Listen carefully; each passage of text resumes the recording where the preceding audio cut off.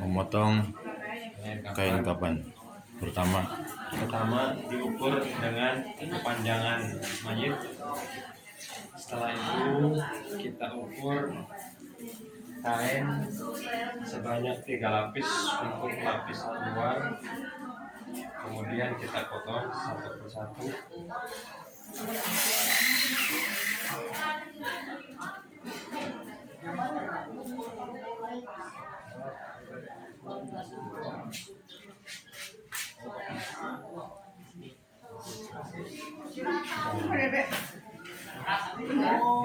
Yung kita mo lahat sa parang sakitan tali ito.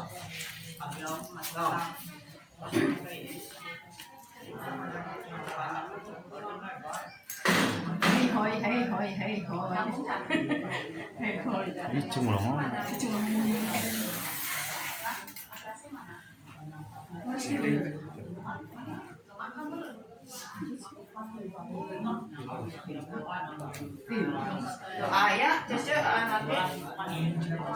Ih, dede potong.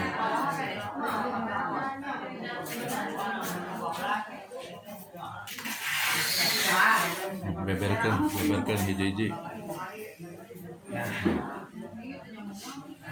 Setelah itu kita pastikan ada 3 lapis. 3 lapis.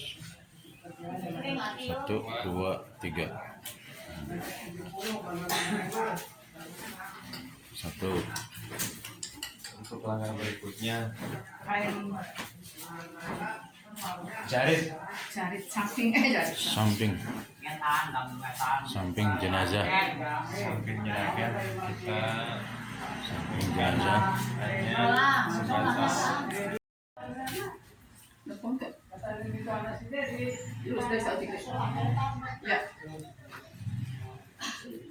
Potong lagi. Meter persegi. kira-kira ukuran di atas pusar. Di atas pusar. Selanjutnya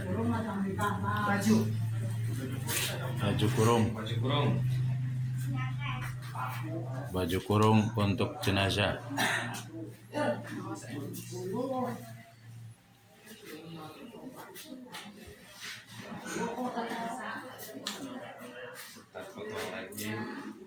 Dipotong lagi. Itu kita Ambil buatkan tengah-tengah. bulatan untuk memasukkan ukuran kepala sampai leher.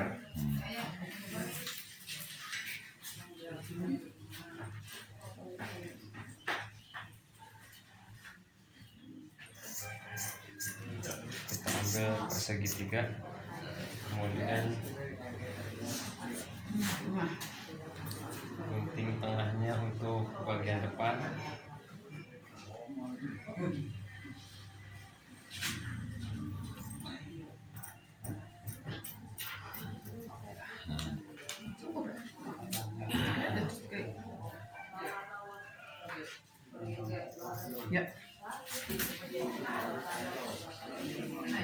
Nah, posisinya seperti itu. Siap. Untuk selanjutnya BH. Dan ini perempuan memakai BH. Untuk mayat perempuan BH, laki-laki ada BH-nya nggak? Kalau laki-laki nggak pakai BH.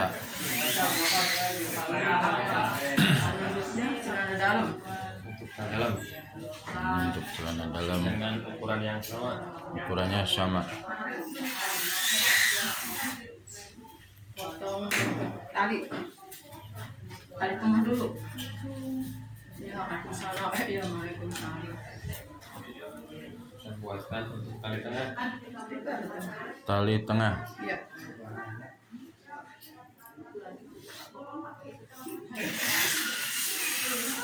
Potong 2. Pucuk.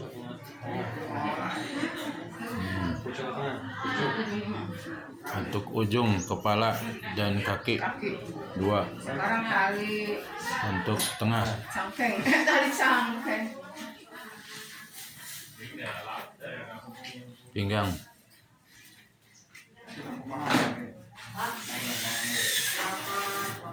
Benar. Nggak cukup. Nah, supaya agak panjang, Potong belah 2. bagian menjadi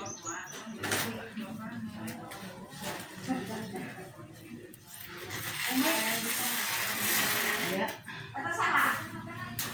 Buat kiri hidung. Buat membersihkan di saat memandikan mayit. Telinga. Seperti apa? Panjang selalu pakai. Nah, terus.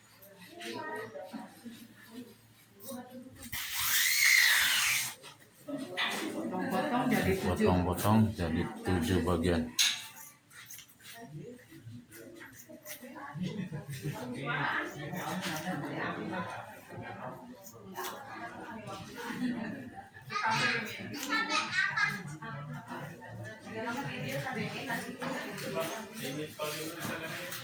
Sekarang kiri bedon.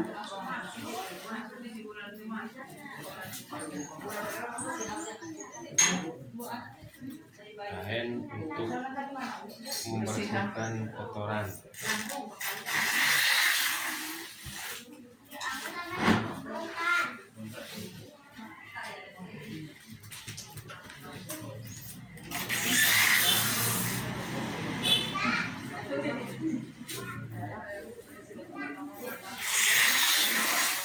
Persegikeun bae.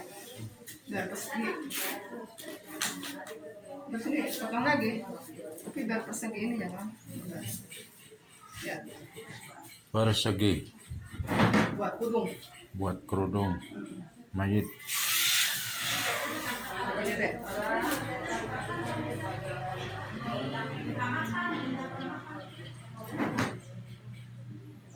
Jadi keseluruhan panjang kain kapan berapa meter? 13. 13 meter.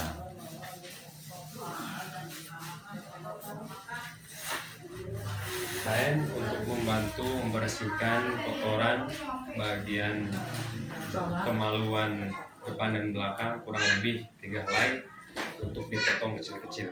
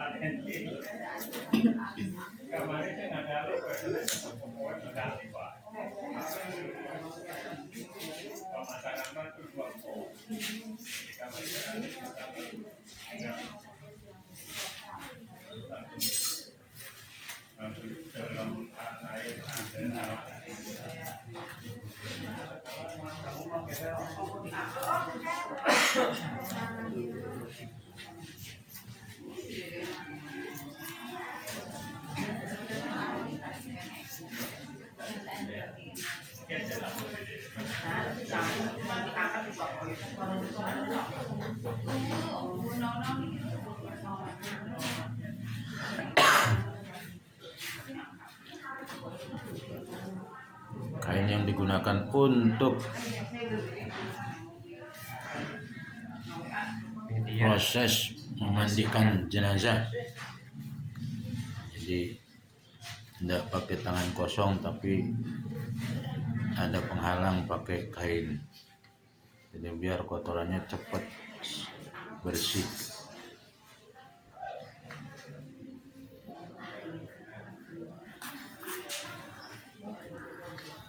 Yang dibulet-bulet itu, yang dikelinting itu dibuat untuk apa, Bu? Hidung, telinga. Hidung, telinga. Bersihin hidung dan telinga.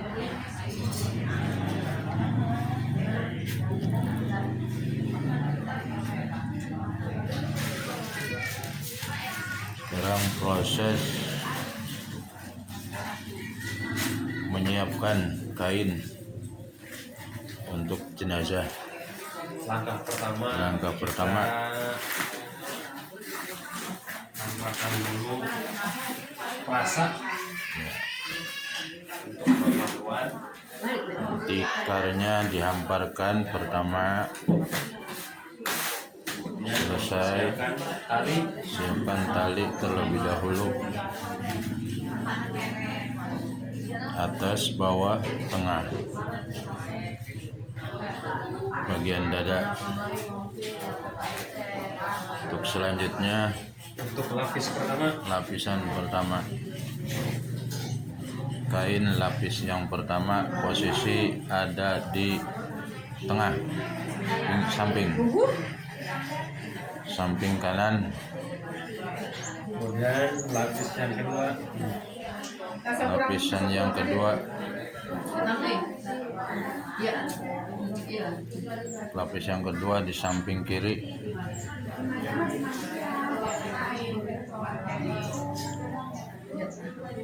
dan Yang ketiga, lapisan yang di tengah.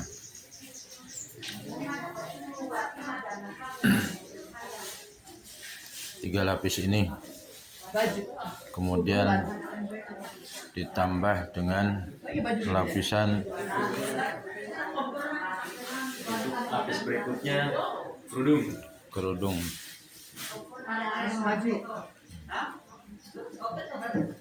Kemudian baju kurung.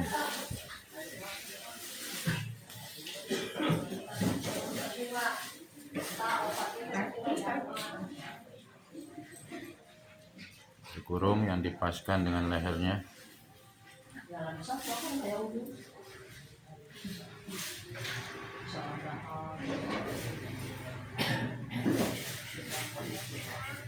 Lubang untuk kepala kira-kira di atas 20 cm ke pucuk kepala.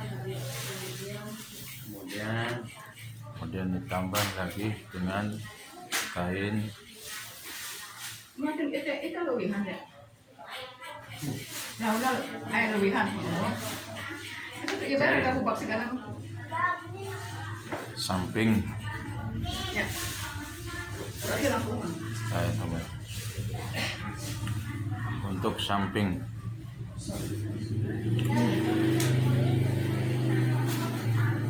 Dan untuk penutup, karena ini mayatnya perempuan, untuk BH bagian dada.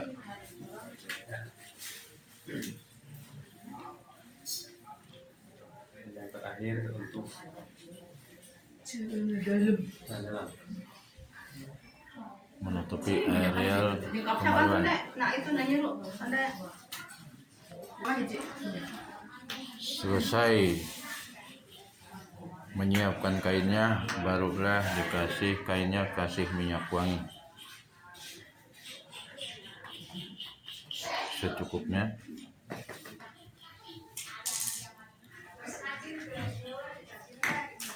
Bisa punten rokok tuh itu. Parah mah.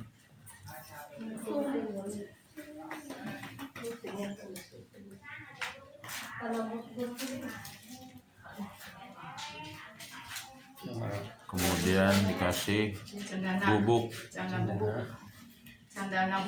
cendana.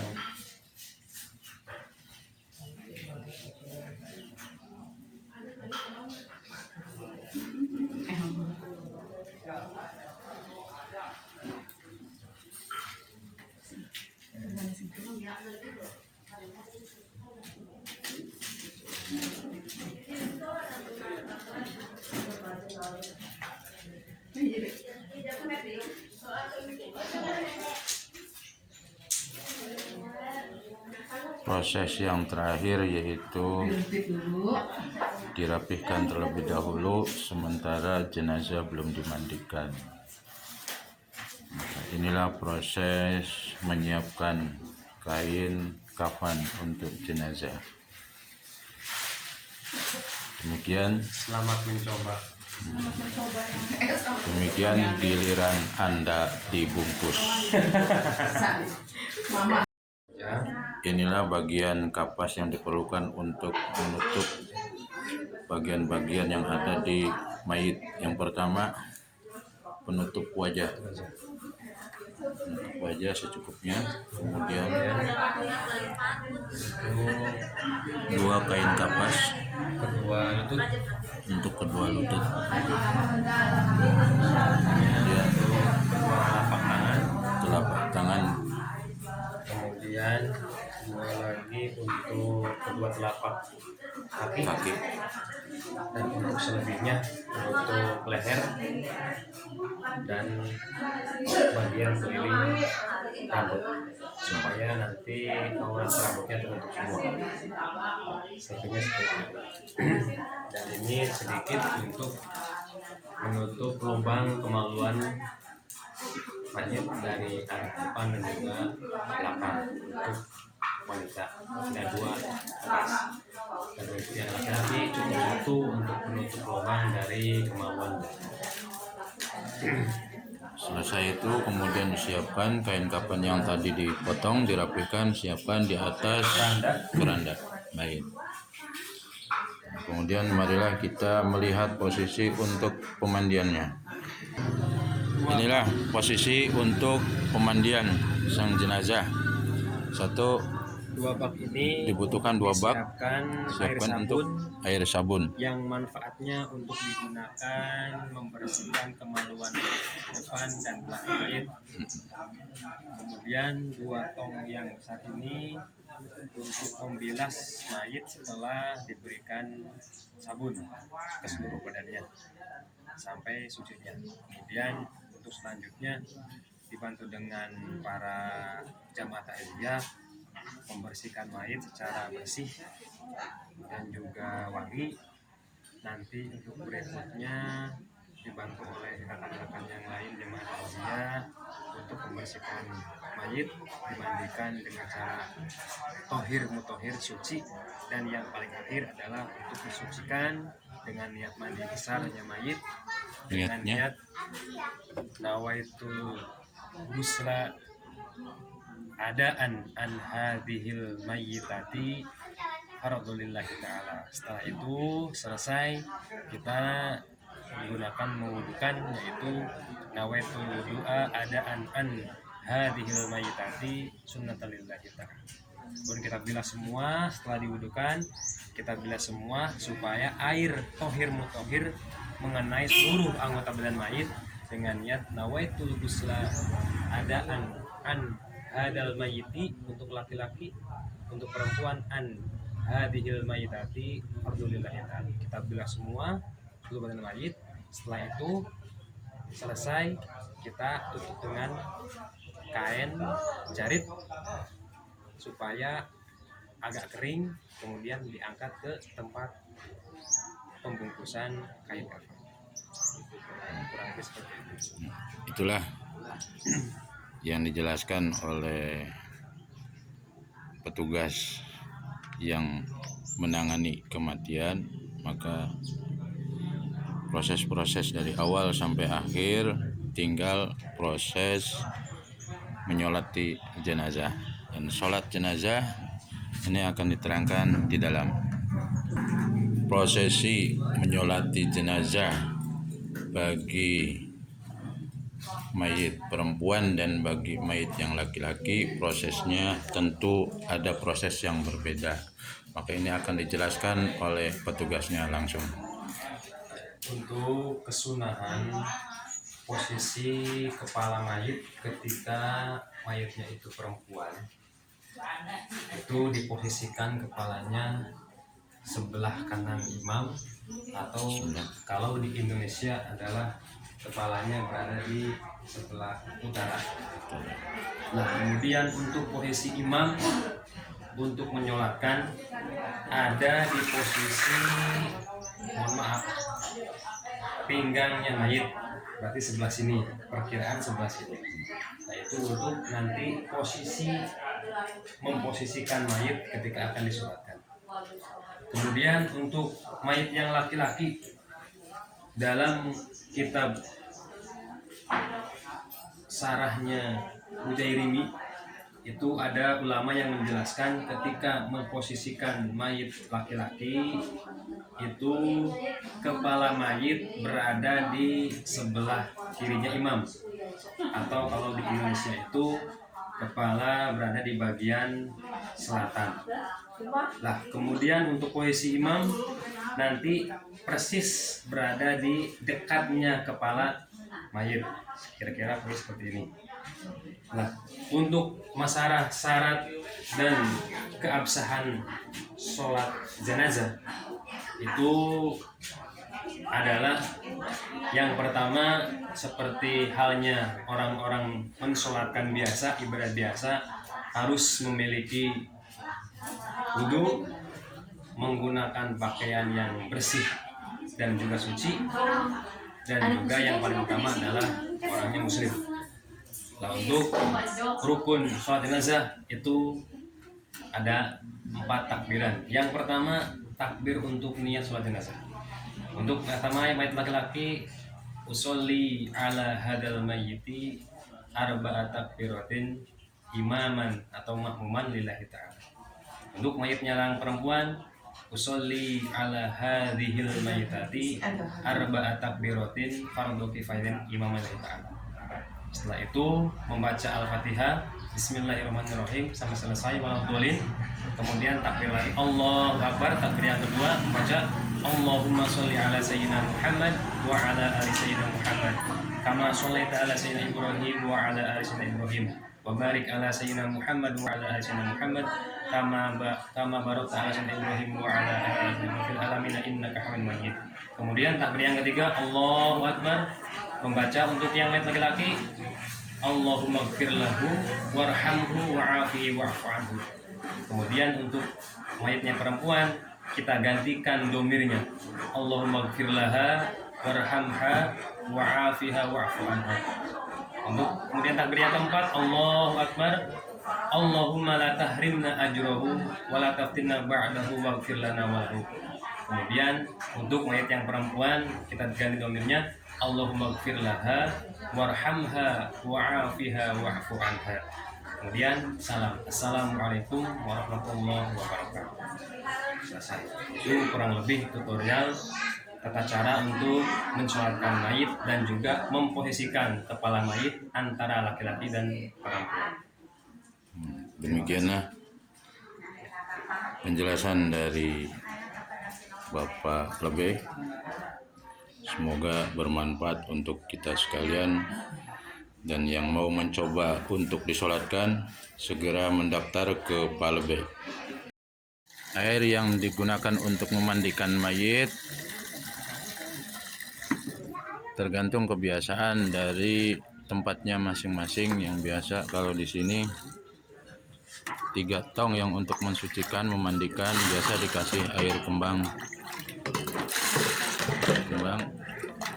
air bunga. Kemudian yang 2 pak ini dikasih dengan campuran air sabun.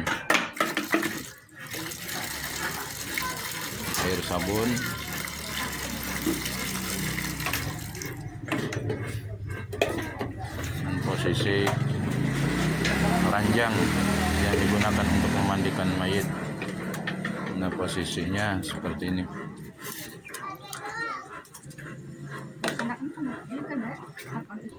Nah, inilah kain yang untuk membersihkan di saat memandikan jenazah. Untuk membantu proses memandikan itu kira-kira dibantu utamanya kepada ahli waris lah, keluarganya yang memang ikhlas untuk memangku ketika proses memandikan mayat. Kurang lebih orang yang membantu untuk memangku mayit itu sekitar 4 orang. Yang pertama bagian kaki, kemudian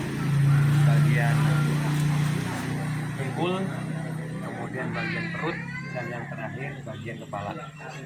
Jadi untuk proses kebiasaan di masyarakat itu ada perbedaan, tidak bermasalah. Tapi di desa kami kebiasaan untuk memandikan memposisikan kepala mayit di sebelah timur untuk di wilayah Indonesia. Posisi mayit adanya di pangkuk. Nah, mayit itu dipangku oleh pembantu yang kurang lebih ada 4 orang. Setelah itu yang lainnya membantu untuk proses memandikannya. Dan salah satu dari ahli waris, baik nanti kalau ada putranya atau putrinya ataupun masih ikatan darah, untuk membantu membersihkan kotoran yang berada di bagian kemaluan belakangnya dan juga depannya. Itu. Kemudian setelah itu selesai, kita bersihkan dulu kotorannya. Setelah itu kita pakai sabun, dibilas secara biasa. Setelah itu selesai semua, kita wudukan dengan niatnya, yaitu nawaitu wudu'a adaan an hadzal mayyiti, untuk laki-laki, an hadhil mayyitati sunnatullahi ta'ala. Kita wudukan seperti biasa orang yang masih hidup, dibantu dengan satu orang untuk membilas anggota wudu si mayit.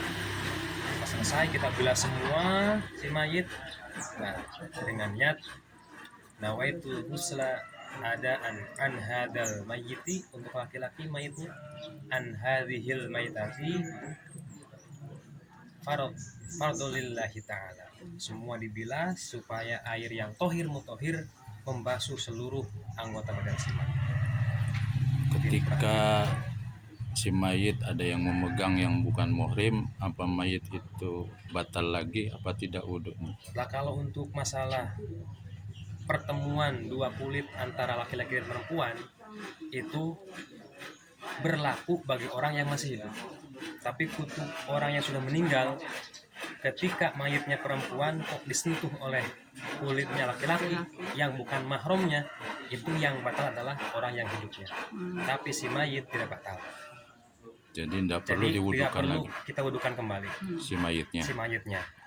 Seperti itu. Artinya boleh dipegang oleh saja bagi si mayit, dan itu tidak membatalkan wudhu si mayit. Nah, apabila terjadi kontak kulit antara si mayit yang perempuan semisal, ditempel dengan kulit yang laki-laki yang bukan mahram, yang batal wudhunya adalah orang yang hidupnya. Si mayitnya tidak perlu untuk diwudhukan kembali. Seperti itu. Demikianlah keterangan masalah memandikan jenazah. Bagi yang nggak suka mandi sendiri, bisa dimandikan sama Pak Lebe. Siap.